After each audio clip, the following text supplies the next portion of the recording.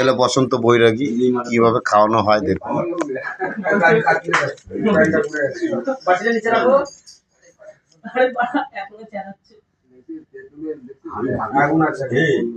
তিনটে বাচ্চা হয়েছে।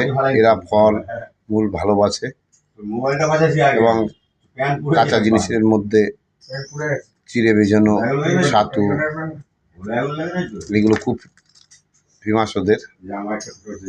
এই খাওয়ালে এই পাখিটাকে বাঁচাতে পারবেন। এর নাম হচ্ছে বসন্ত বৈরাগী। তিনটে বাচ্চা হয়েছে অপূর্বনগর চলকতলা ত্রিনাথ মন্দিরের বট গাছে।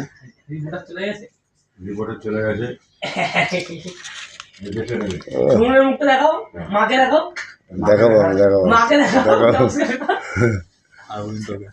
এই সাধু। ঠিক আছে, আমি একটু বড় করে তিনটে এক জায়গা কর। এই পিছনে দে, এই তুই মাঝখানে থাক। হ্যাঁ, মহারানী।